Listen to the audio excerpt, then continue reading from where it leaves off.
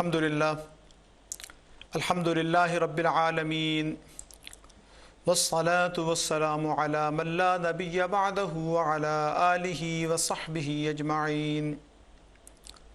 قال الله تبارك وتعالى في كلامه الآخر والفرقان الحميد أعوذ بالله من الشيطان الرجيم بسم الله الرحمن الرحيم وكلا نقص عليك من أنباء الرسل ما نثبت به فؤادك صدق الله مولانا العلي العظيم إن الله وملائكته يصلون على النبي يا أيها الذين آمنوا صلوا عليه وسلموا تسليما اللهم صل على سيدنا وكريمنا محمد وعلى آل سيدنا ومولانا محمد وبارك وسلم. Dear brothers and sisters, viewers and listeners, Assalamu alaikum wa rahmatullahi wa barakatuh.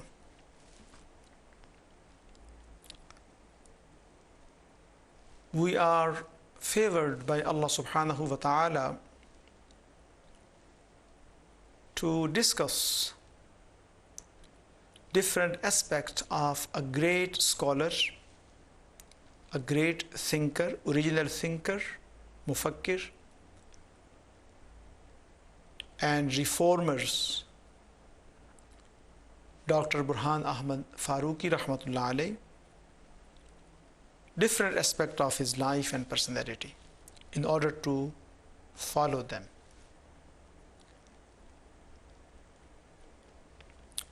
Dr. Burhan Ahmad Farooqi rahmatullah alayh, he was professor at Punjab University, Lahore. He used to teach at Aligarh University, India, and MAO College, and he was director of Allama Iqbal Research Institute in Lahore, Pakistan.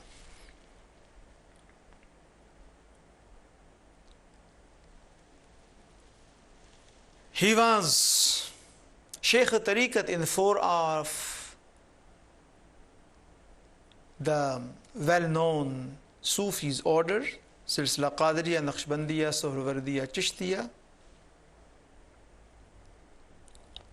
But he had improved a specific relationship directly with Rasul sallallahu ta'ala alayhi wa sallam. And he would say that Nisbat-e Uwaisiyya, he was blessed with Nisbat-e Uwaisiyya. Nisbat-e Uwaisiyya, Nisbat means relationship, and Uwaisiyya, Uwais was a person who was from Yemen. He was at the time of Rasul sallallahu alaihi wasallam, but because he was so busy in looking after his old and blind mother that he couldn't visit Rasul sallallahu alaihi wasallam. But in his love, subhanallah, his love is very famous and recognized by Rasul sallallahu alaihi wasallam. So this silsila of tasawwuf or spiritual order is named on his name, although he never visited Rasul sallallahu alaihi wasallam, didn't see Rasul sallallahu alaihi wasallam, but he had a direct link with Rasul sallallahu alaihi wasallam. So this nisbat is called Nisbat-e Uwaisiyya, which is named after the name of Hazrat Uwais radiyallahu ta'ala. So we were discussing that infaq, spend money in the way of Allah and to help the poor people and students. This was a sort of very important and obvious aspect of Dr. Burhan Ahmad Farooqi rahmatullah alayh. And he would say that this is the essence of Sufism, spiritualism. His classmate, one of his friend by the name of Mahmoud, he would say Mahmoud Bhai all the time. And he really, the way he would talk about him, it would reflect that he really loved him. He said that he was murid of Zahin Shah Taji and he would serve him several times. When Mahmood Bhai, his friend, passed away, Zahin Shah Taji requested him to come to Karachi because he was in Karachi. Qibla Ustaz Muhtaram Rahmatullah Alayhi said that there is a reason that is stopping me to come to you and live with you, and I cannot tell you that one. Zahin Shah Taji insisted, please tell me what is that. Ustaz Muhtaram Rahmatullah Alayhi, because he just fear Allah, muttaqi, real taqwa. He said, I know one of your murid, he spent 18 hours in your court with you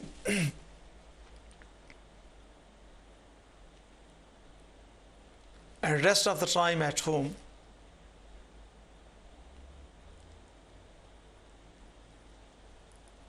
He has a house with tin roof, and you have these palaces and buildings.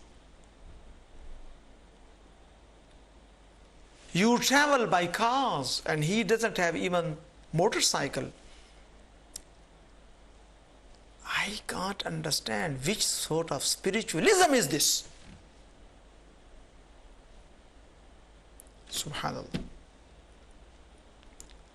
So infaq, basically, to help other people, to be beneficial.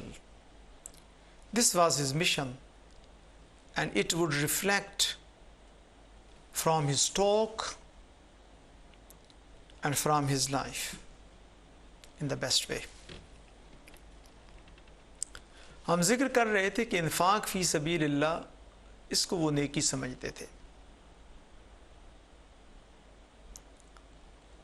قبلہ استاد صاحب فرمایا کرتے تھے کہ بھائی آپ زکوٰۃ کی بات کر رہے ہیں، زکوٰۃ دینا اچھی بات ہے،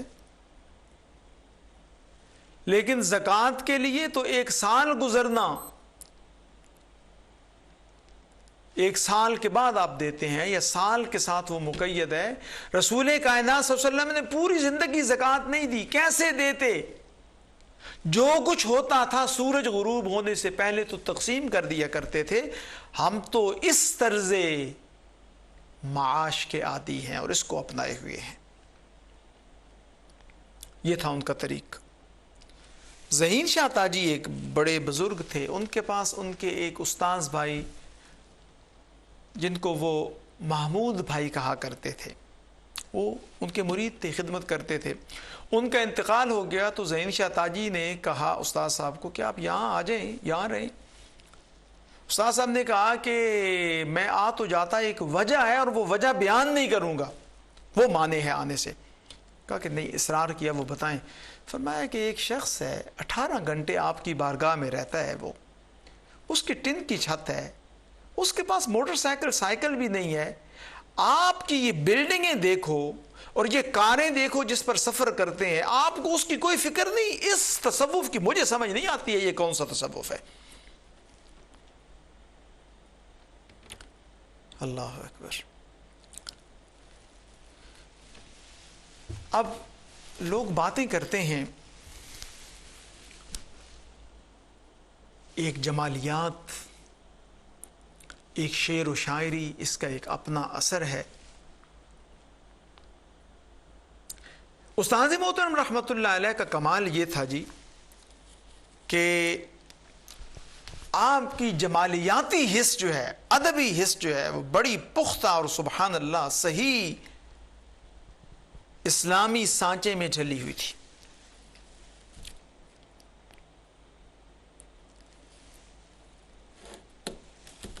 استاد محترم رحمۃ اللہ علیہ فرمایا کرتے تھے کہ اگر میں ادب پڑھاتا، اور اب بھی ادب پڑھنے والے جو آج کل ادب پڑھا رہے ہیں، اساتذہ جو ادب کے ہیں، ان سے زیادہ، مجھ سے زیادہ مطمئن ہوتے ہیں.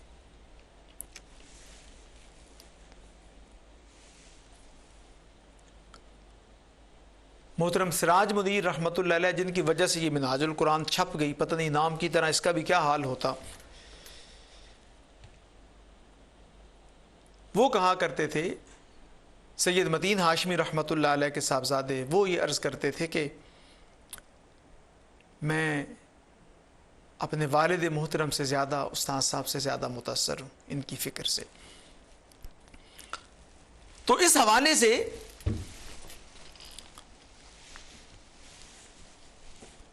بڑی پختہ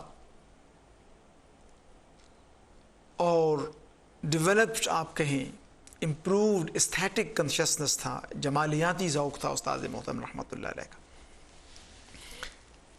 آپ فرمایا کرتے تھے کہ دیکھیں ادب کے دو پہلو ہیں، ایک ہے معنی اور ایک ہے اظہار اس کا۔ ایک تو معنی ہے، مفہوم ہے، اور ایک اس مفہوم کو ادا کرنے کا پیمانہ ہے، اور دونوں پہلوؤں میں ادب کو ادب ہی ہونا چاہیے، بے ادبی نہیں ہونا چاہیے۔ وہ فرماتے تھے کہ دونوں پہلوؤں میں کسی اعلیٰ تر فضیلت سے ادب کو ٹکرانا نہیں چاہیے، نہ معنی میں نہ اس کے اظہار میں۔ ہم نے عرض کیا کہ وہ کیسے؟ تو قبلہ استاذ محترم رحمۃ اللہ علیہ فرمانے لگے کہ دیکھو ایک تصویر ہے، اب تصویر کے پیچھے ایک آئیڈیا ہے، بڑی خوبصورت وہ بنائی گئی ہے، لیکن اگر وہ برہنہ ہو وہ تصویر، تو وہ تصویر چونکہ برہنگی کی وجہ سے اپنے سے اعلیٰ تر فضیلت جس کو عصمت کہتے ہیں اس سے متصادم ہے، لہذا اس کی کوئی حیثیت نہیں ہے۔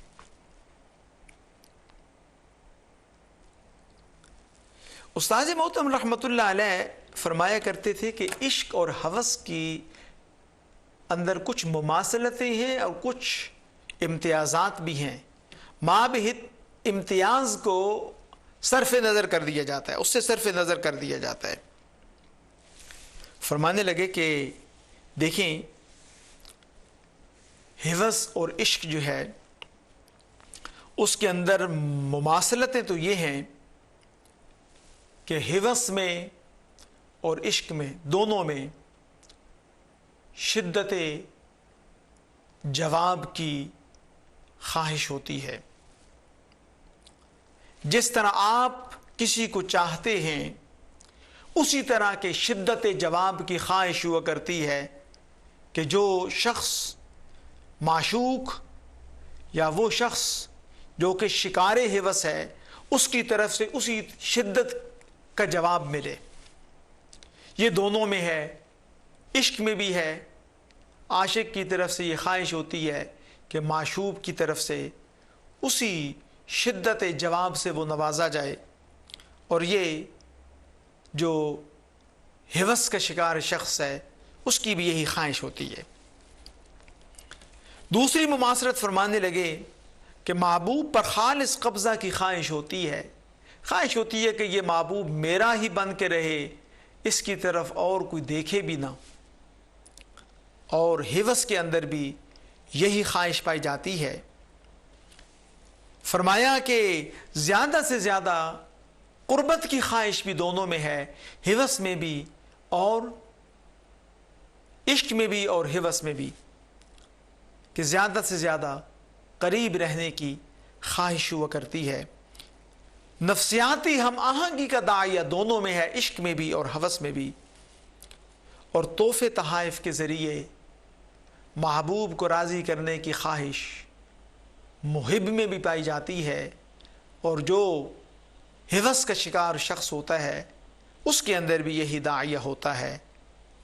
یہ تو تھی مماثلتیں، لیکن ایک چیز جو کہ مابہل امتیاز ہے اس سے صرف نظر ہو جاتا ہے، اور وہ یہ ہے کہ عشق میں احترام محبوب لازم ہے، فرض ہے، اور ہوس میں احترام حرام ہوا کرتا ہے۔ لوگ مماثلتوں پر تو نظر رکھتے ہیں لیکن مابہل امتیاز سے صرف نظر ہو جاتا ہے۔ استاد محترم رحمۃ اللہ علیہ کا ادبی ذوق جو تھا وہ یقیناً بہت پختہ تھا، بہت پختہ تھا وہ ادبی ذوق آپ کا، اور بعض اوقات فرماتے تھے کہ یہ ذوق مجھے والدہ کی طرف سے عطا ہوا ہے۔ فرماتے کہ میں کئی سال گھر نہیں جاتا تھا، پڑھائی کے اندر مصروف رہتا تھا، تو حکیم ابو النضر رضوی رحمۃ اللہ علیہ، جن کا ابھی پہلے ذکر کیا کسی ایک سیشن میں نے، ان سے میری والدہ کی ملاقات ہوئی، حکیم ابو النضر رضوی سے، استاد صاحب فرماتے ہیں۔ تو میری والدہ محترمہ نے ایک شعر پڑھا، اور شعر یہ تھا، اور پہلے کہا کہ حکیم میرے بیٹے کو مجھ سے ملا دیتے، اور پھر یہ شعر پڑھا میری والدہ نے، قاصد پیام شوق کو دینا بہت نہ طول، کہنا فقط یہ ان سے کہ آنکھیں ترس گئیں۔ استاد صاحب فرماتے ہیں کہ پھر حکیم صاحب گھر نہیں گئے، وہاں سے سیدھے اسٹیشن گئے اور مجھے ساتھ لے کے والدہ محترمہ کی بارگاہ میں لے گئے۔ بڑا پختہ ذوق تھا، ادبی ذوق، اور بڑی ایک گہری نظر تھی۔ بڑا ایک عام شعر میں نے پڑھا، تو بڑا عام شعر ہے، وہ شعر ہے کہ ہزار بار بشویم دہن ز مشک و گلاب، ہنوز نام تو گفتم کمال بے ادبی است، کہ ہزار دفعہ بھی منہ کو میں گلاب سے دھو ڈالوں، عرق گلاب سے دھو ڈالوں، پھر بھی اے میرے پیارے محبوب صلی اللہ علیہ وسلم آپ کا نام لوں تو بڑی بے ادبی ہے۔ تو فرمایا کہ جس چیز سے پاک ہوگا، گلاب سے تو پاک نہیں ہوگا، پاک تو زبان ہوگی محمد الرسول اللہ صلی اللہ علیہ وسلم کا نام کہنے سے، تو وہ نام کہنے سے ہچکچا رہے ہو۔ بڑی باریک بینی تھی۔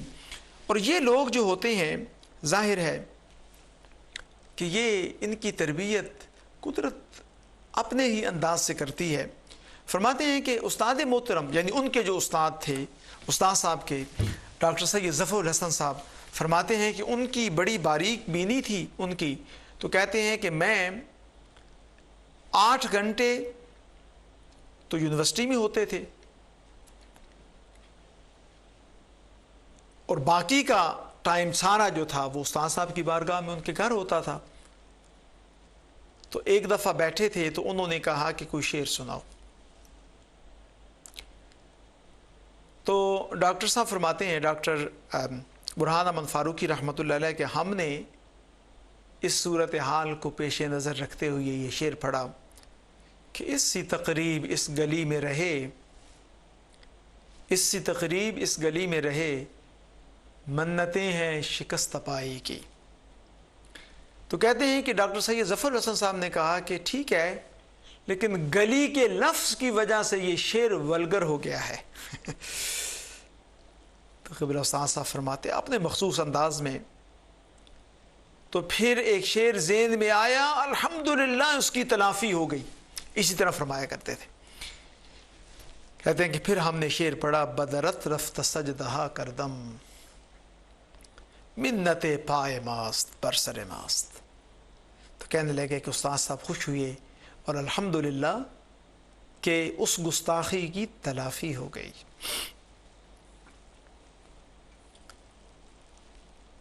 سبحان اللہ۔ اسی حوالے سے کہتے ہیں کہ میں دیوس ماج کالج میں جب تھا تو سائیکالوجی کے جو پروفیسر تھے، انہوں نے کہا کہ توجہ امپروو کرنے کے لیے، کنسنٹریشن کے لیے ضروری ہے کہ اپوزٹ سیکس سے محبت کی جائے۔ فرماتے ہیں کہ ظاہر ہے کہ میں شائننگ سٹوڈنٹس میں تھا، تو وہ میری طرف دیکھا تو ہم نے منہ نیچے کر لیا، کوئی جواب نہیں دیا، کوئی جواب نہیں دیا۔ تو وہ کہنے لگے کہ برہان تم نے کچھ نہیں کہا۔ تو استاد محترم فرماتے ہیں کہ ہم نے کہا، اور یہ اب انٹر کا سٹوڈنٹ ہے، ایف اے کا، ہم نے کہا کہ حضور جس سے محبت کی جاتی ہے، محبوب کی شخصیت کے تو کئی پہلو ہیں، اور ارتکاز توجہ کے لیے سادہ ترین چیز درکار ہے۔ تو جن سے مخالف سے محبت کرنے سے توجہ کا ارتقاء ممکن نہیں ہے. تو انہوں نے کہا پھر اور کیا ہو سکتی ہے؟ پھر تو فرمانے لگے ہم نے کہا وہ سانس ہے، وہ تو سانس ہے. انسان کو چاہیے کہ اپنے سانس پر غور کرے. کوئی آنے والا سانس یا جانے والا سانس بغیر توجہ کے بے فکری میں غفلت میں نہ گزرے. اگر اس غفلت کو چھوڑ دیا جائے اور اپنے انفاس پہ ذکر خداوندی کے حوالے سے توجہ کر کے ہر سانس کو اللہ کی رضا کے لیے وقف کیا جائے تو یہ ایک طریقہ ہے کہ جس سے توجہ کنسنٹریشن کی امپروومنٹ ممکن ہے. تو کہتے ہیں کہ اس تمام طلباء کے سامنے اس استاذ محترم نے گود میں اٹھا لیا اور پیار کیا. یہ ڈاکٹر برہان احمد فاروقی رحمۃ اللہ علیہ کی جمالیاتی شوق جو ہے اس کے چند پہلو ہیں، بے شمار ہیں، لیکن یہ جو ہے چند ایک چیزیں جو کہ میرے ذہن میں رہ گئی ہیں ان کو میں ذکر کر رہا ہوں. کلچر کے حوالے سے، اپنی تہذیب کے حوالے سے، تہذیب و تمدن کے حوالے سے استاد محترم رحمۃ اللہ علیہ بڑے پر اعتماد بھی تھے اور بہت زیادہ کانشیس بھی تھے.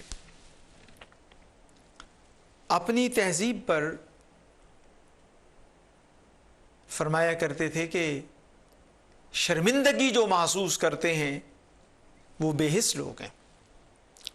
آخری وقت میں اتفاق اسپتال میں داخل تھے اور بڑی تکلیف میں تھے، اور صحیح بات بھی، لیکن اس شخص کی صحیح بات بھی نہیں ہو رہی تھی. اس شخص کی حیرانگی ہے کہ اس شخص کی پختگی فکر. میں نے پوچھا حضور کلچر کیا ہے، تمدن کیا ہے؟ سمجھ نہیں آئی، جواب دیا. پھر میں نے پوچھا تو بزور جواب دیا اور فرمایا اتباع سنت. اتباع سنت ہی ہمارا کلچر ہے، ہماری تہذیب ہے. تو استاد محترم رحمۃ اللہ علیہ فرمایا کرتے تھے کہ تہذیب کا جو ترجمہ ہے وہ ہے کلچر انگریزی میں، اور فرمایا کہ یہ سمجھ اس وقت تک نہیں آ سکتا کہ تہذیب کیا ہے اور کلچر کیا ہے جس وقت تک کلچر اور ایگریکلچر کے درمیان جو استعارہ ہے اس کو نہ سمجھا جائے. ایگریکلچر اور کلچر، زراعت یعنی ایگریکلچر اور کلچر کے درمیان جو استعارہ ہے، جس وقت تک اس کو نہ سمجھا جائے اس وقت تک کلچر کا مفہوم سمجھ میں نہیں آ سکتا، تہذیب و تمدن کا مفہوم سمجھ میں نہیں آ سکتا. آپ فرمایا کرتے تھے کہ ایگریکلچر جو ہے اس کے اندر لینڈ کو پلو کیا جاتا ہے، زمین کو ہموار کیا جاتا ہے، اور کلچر میں ہیومن مائنڈ جو ہے ان کو ہموار کیا جاتا ہے، انسانی ذہن کو ہموار کیا جاتا ہے. انسانی ذہن کو ان اقدار کو ایکسیپٹ کرنے، جذب کرنے کے لیے ہموار کیا جاتا ہے.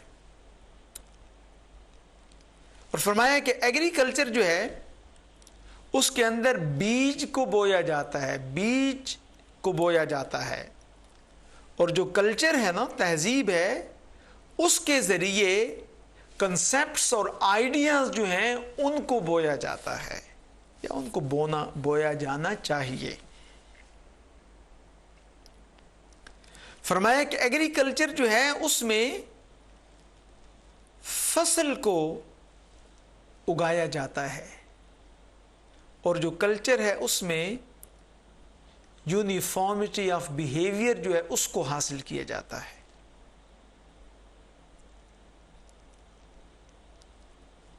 اس کے اندر سٹینڈرڈ اور رسول کائنات صلی اللہ علیہ وآلہ وسلم کا جس معیار کے مطابق جو ہے وہ عمل ہے اس کو حاصل کرنا جو ہے وہ مطلوب ہے. رویوں میں، بات چیت میں، کردار میں. اور آپ فرماتے تھے کہ ایگریکلچر جو ہے اس میں تو فصل کو کاٹا جاتا ہے، اور جو کلچر ہے اس کے اندر یہ ہوتا ہے کہ کلیکٹیو یونٹی، عمرانی وحدت کا جو شعور ہے، عمرانی وحدت کا جو شعور ہے اس کو اکتساب کیا جاتا ہے، اس کو حاصل کیا جاتا ہے.